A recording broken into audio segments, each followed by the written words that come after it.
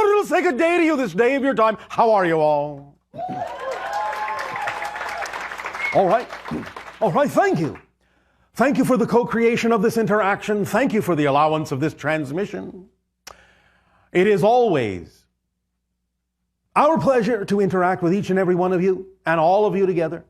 And in deep appreciation, we will now begin this transmission with what we have titled The Formula. Many of you have heard us talk about how important it is, how crucial it is to act on your highest passion, follow your highest excitement. And we have delved into, from many different directions, why this is crucial in life. Because excitement is the vibration, your physical translation of the vibration of your true self, your true frequency. It is also your physical body's translation of communication from the higher mind. That's how it translates. When the higher mind is communicating with you, it translates as that sensation you call excitement, creativity, love, passion, joy. But the idea is that we have perceived that sometimes there can be some misunderstandings, a little bit of lack of clarity about the specifics of following the formula, the three-part formula that we have often delivered. The three-part formula being that you act on your highest passion every moment that you can, to the best of your ability, taking it as far as you can until you can take it no further, with absolutely zero insistence or assumption as to what the outcome ought to be, how you need to get where you're going, or any such specific idea being held on to. This three-part formula, as we have said, will activate the kit of excitement, the complete kit that contains all the tools necessary. But in these three parts, we have discovered that sometimes there perhaps are different interpretations about what those different parts actually represent or refer to. So today, we would like to dig a little deeper, delve a little deeper, and explain, based on what you have before you as your handout, some more specific ideas about what each segment actually refers to. This may not even necessarily be everything, every specific detail, but it will be a good start to help clarify the concept a little bit more. So, Nania, do you have your handout? Come up and read, if you will be willing to assist. All right. All right, so under the first part of the formula, to act on your passion, what is the first subheading? Everyone can follow along. You're talking about number 1, right? Yes. Okay. Take action on the opportunity that contains the highest excitement. Yes, that's the principle itself. What is the first subheading? The highest excitement doesn't have to come in the form of a project or a career. Yes. This is very important to understand because very often people will say, well, I don't know what my excitement is. And often they are thinking that it has to come in a specific recognizable form, some kind of a life-spanning career or long-term project, or come with trumpets blowing. No. When we talk about the idea of acting on your excitement, your highest excitement, we mean it can be as simple as every moment of every day you have a number of options available to you that you are able to take some action on. Very basic, very simple. It can be reading a book, having lunch with a friend, talking to someone, taking a walk on the beach. Whatever option contains even just a little bit more excitement than any other option at that level, that's the one to act on first. Because the more excitement it contains than any other is telling you, through the synchronicity tool of excitement, that this is the order in which to act on these options. The one that contains the most excitement, that has the greatest ability to be acted upon, is the first one to act on. And it can be step by step, very simple. When you do that, it may lead to larger and larger and larger representations of excitement coming in different forms that will be more apparent, more obvious to you.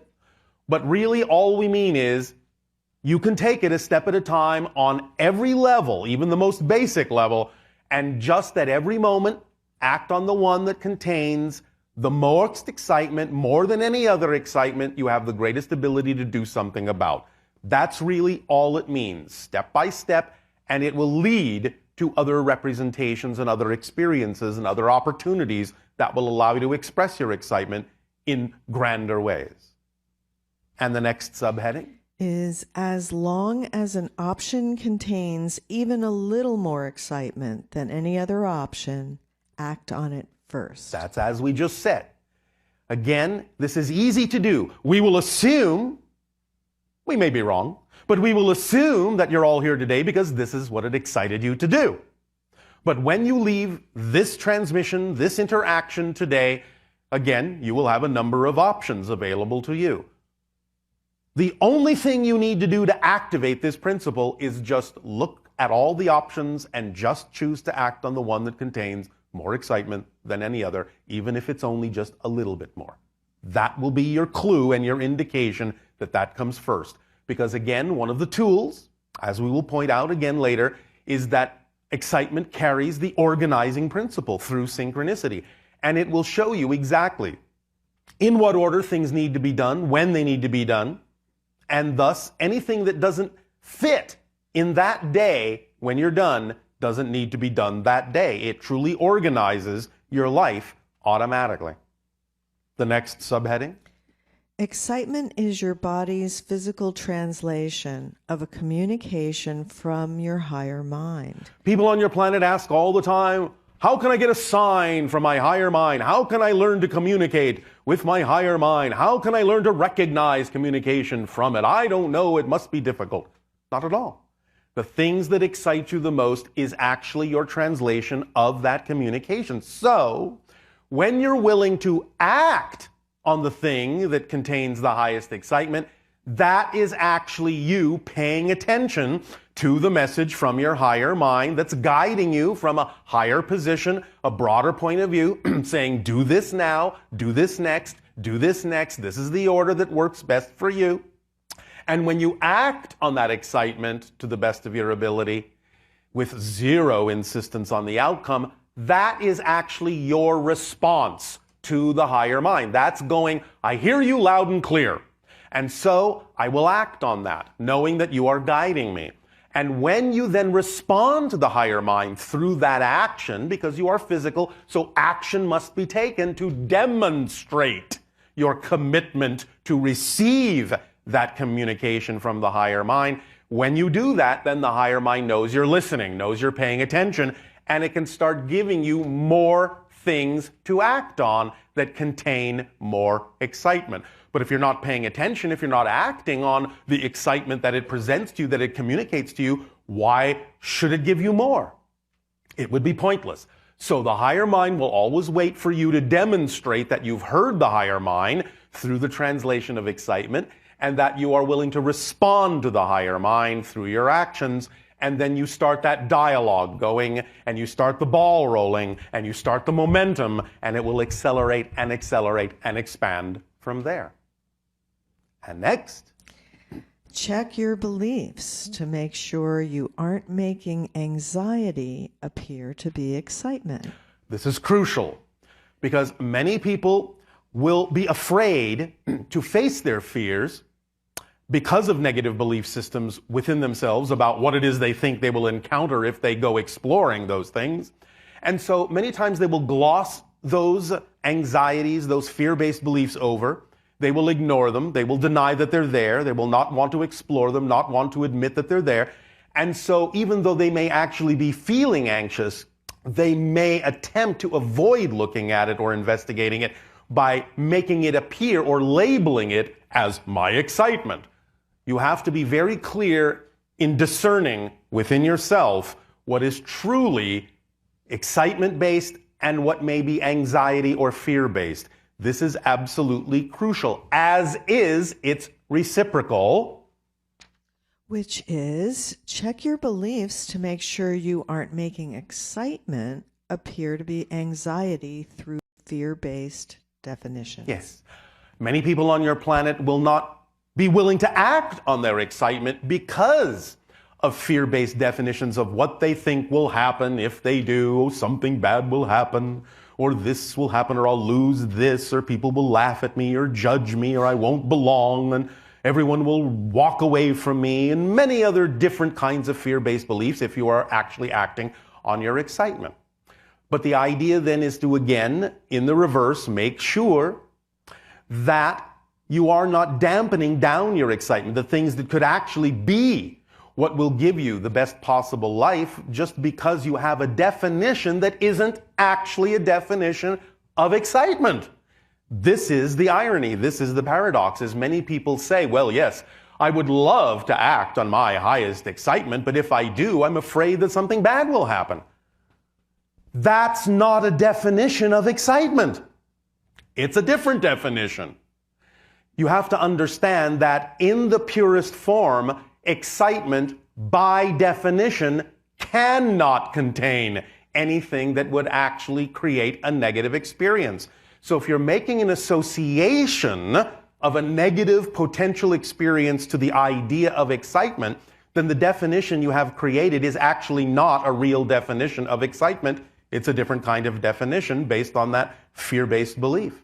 So be clear within yourself that you are not damping down your excitement by having an erroneous definition of it, by attaching negative definitions to it that don't belong there. Does this make sense to you? I'm sorry? Yes. Thank you. And so, the next principle? All right, the next, number 2, is act on that excitement to the best of your ability. All right, now, as you can see in this diagram, there is a lot of clarification in this particular section, because there are many different interpretations on your planet from different people about what acting on it to the best of your ability actually means. What is the first subheading? Well, the first subheading is use all your skills, talents, imagination, and abilities in taking action. Yes. Basically, this translates to the idea that if you actually are passionate about something, really, truly, you will use everything you've got. You will stop at nothing to allow yourself to express, to act on, to mimic, to mock up, to model, to mirror. Every skill will be brought to the forefront. Every ability that you have will be sought out and utilized and applied in your life to match the frequency of the passion you say that you are passionate about. So allow yourself to go forward full steam ahead when you know you are clearly acting on your excitement. Don't hold back. Otherwise, again, you're not really committing. You're not really demonstrating to the higher mind that it's a full commitment, that you actually believe that this frequency is representative of your passion, or this opportunity, or this doorway. Use every skill you have as best as you possibly can, and it will accelerate you greatly. And next. Okay. Act to the fullest degree you are able to act.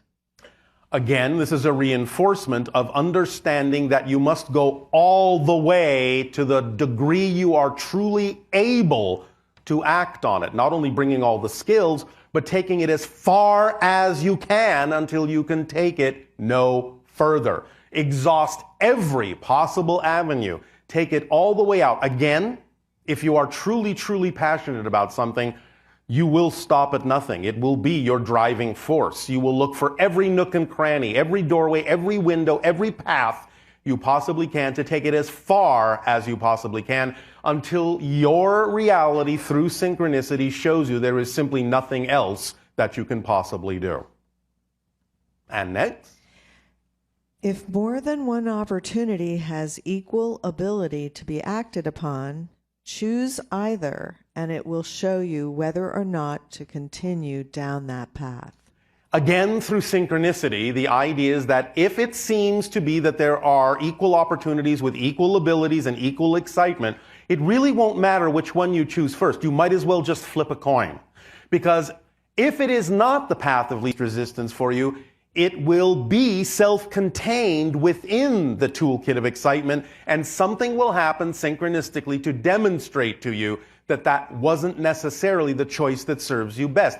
That ability, that reflectivity is built into, automatically built into every single opportunity that you act on if it is being acted on to the best of your ability from your highest excitement.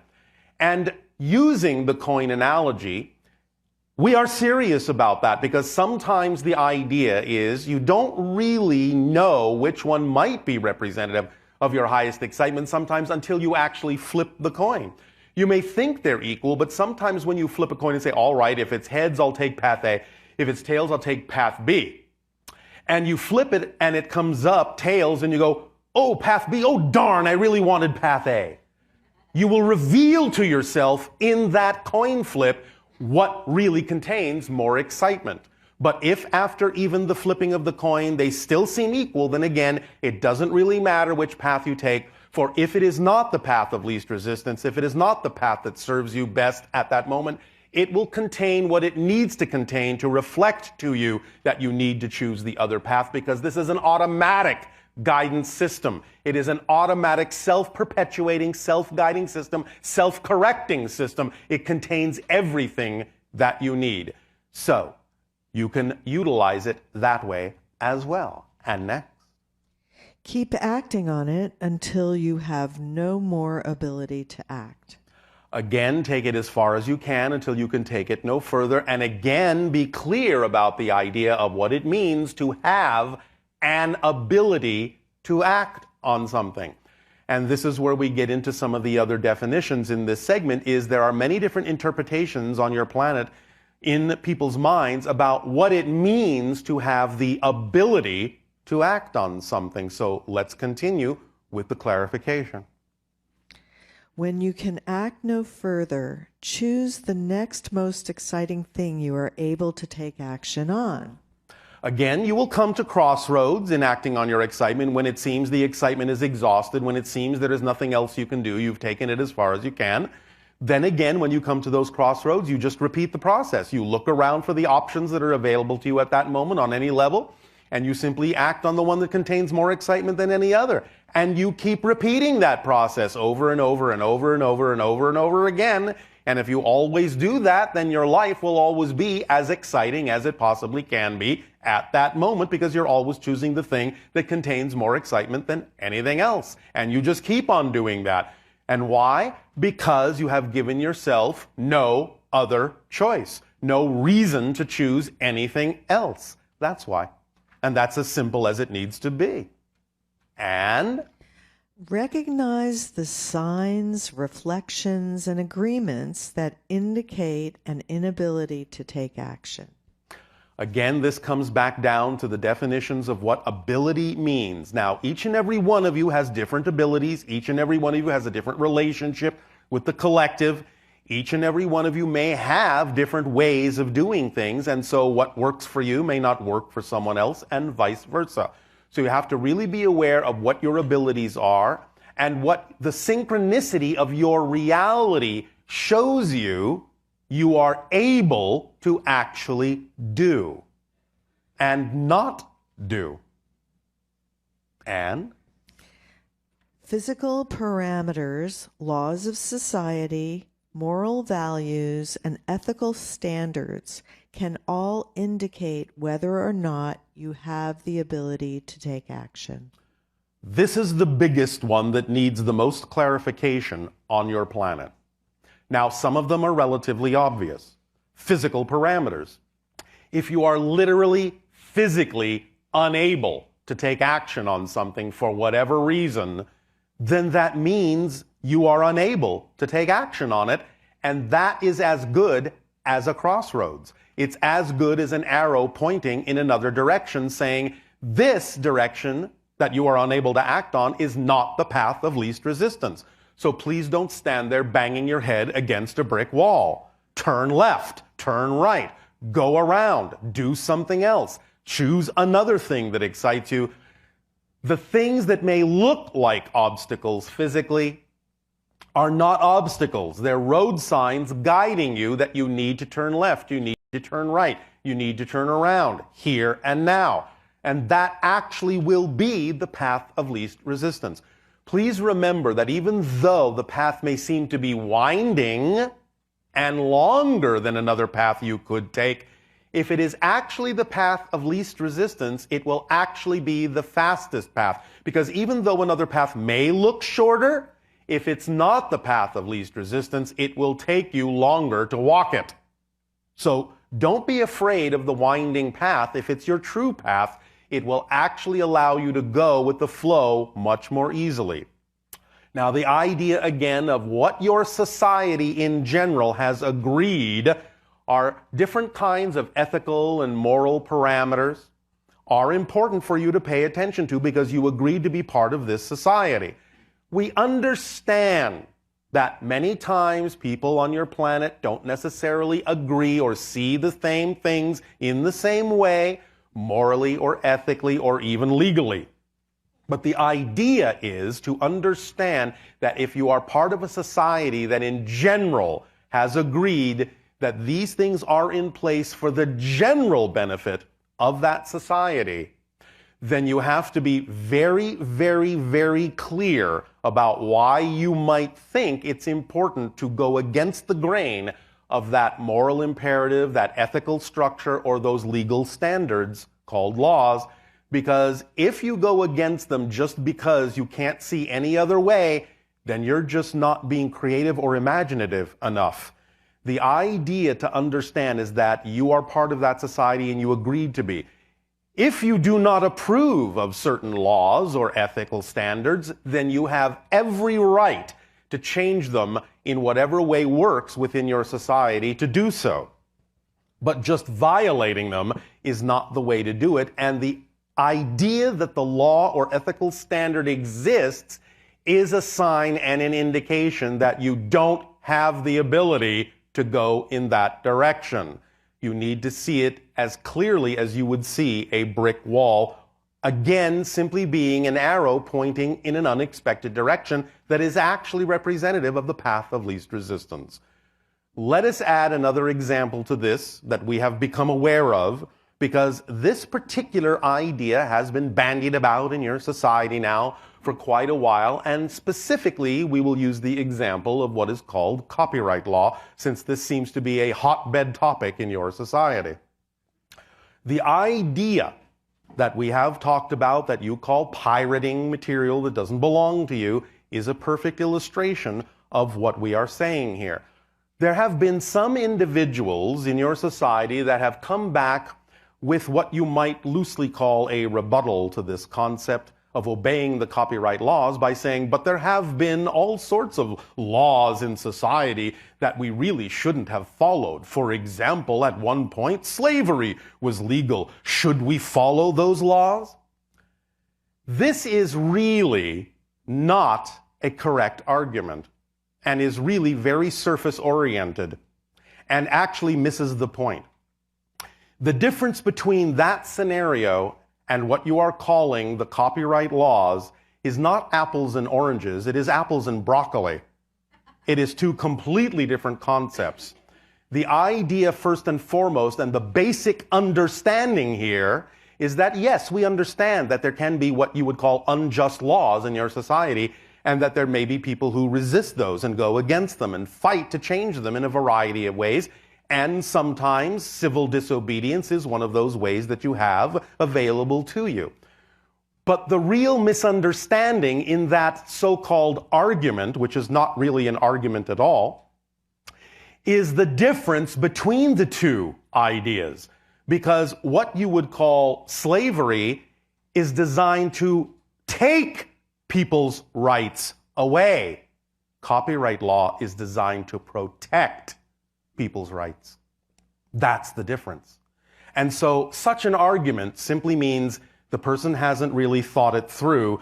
It is just what you would call a knee-jerk reaction to something they want to do, and they're simply creating an excuse in their minds or a reason to break laws that actually benefit your society and are actually just laws. So be very, very clear about the idea when you bring up arguments like that and reasons like that within your own mind as to whether they actually are relevant or not, or whether you're actually missing the point on a very basic level. And the next principle. Okay, so now we're actually on principle number 3 of the formula, which is act on that excitement with absolutely zero insistence or assumption with respect to a specific outcome. And the first sub-principle is? Understand that insistence on a specific outcome, manifestation, or path may actually prevent a better manifestation than you imagined. The idea of insistence on a particular outcome may seem to be a focus on something that is the best thing you can possibly imagine, but in fact, it's actually a limitation. We have used, to illustrate this point quite often, the idea of visualization. Nothing wrong with visualization at all. Absolutely, it's a tool and a technique that you can use to imagine, to envision an ideal reality that you would absolutely love to experience, that you're excited about experiencing. Nothing wrong with that at all. Nothing contrary to your true vibration. But here's the rub, here's the difference, as you say.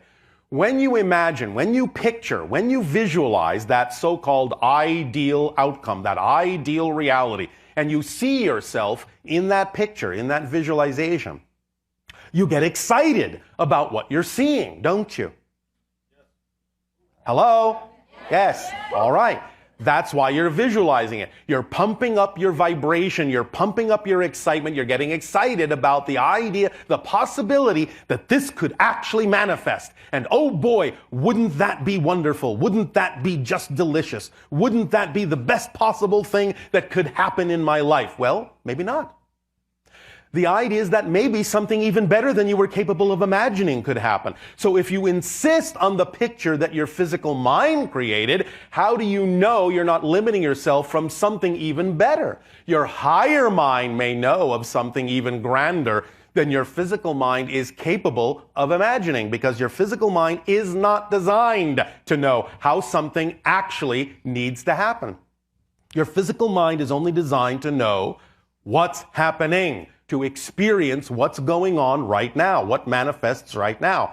Only your higher mind knows what the true path is for you and tells you this, informs the physical mind through excitement so that the physical mind can know it too. But the physical mind doesn't have the capacity, it's not designed to know how exactly something really needs to unfold. But the higher mind knows this. So when you amp yourself up, when you get yourself really excited by having that particular visualization that your physical mind was capable of conjuring, and you feel at the peak of excitement, drop the picture utterly.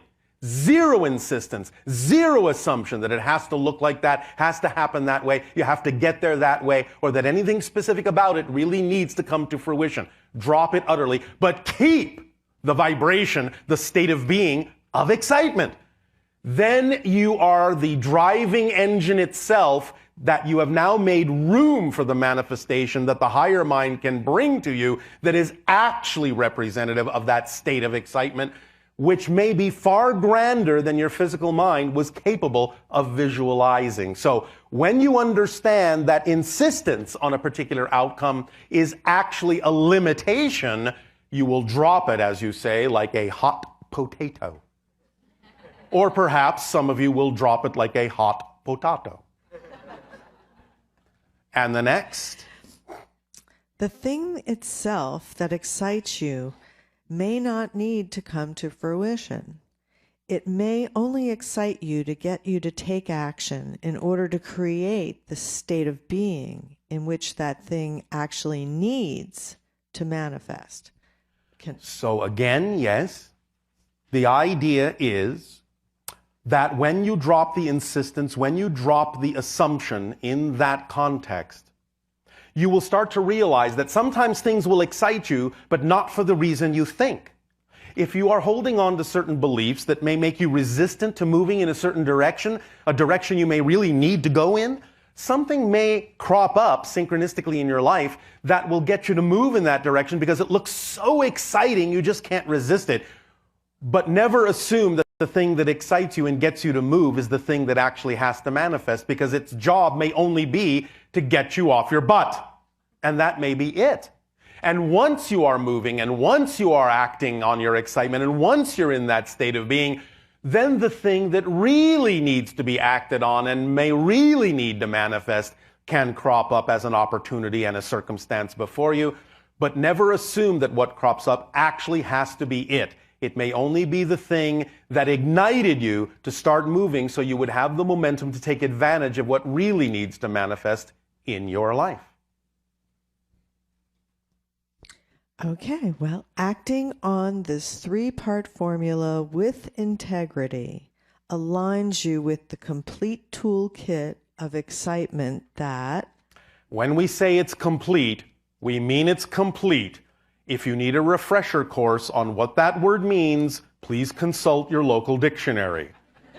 Complete means it leaves nothing relevant out. That's the final piece of the toolkit. But first and foremost, and again, please remember, the toolkit is automatic, self-guiding, self-perpetuating. It works flawlessly all the time.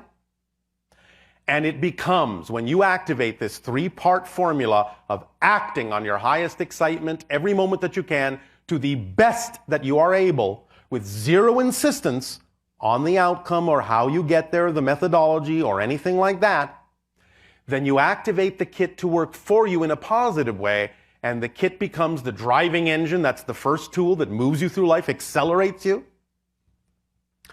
It becomes the organizing principle in your life. Again, as we mentioned, through synchronicity, showing you exactly what needs to be done in what order and when.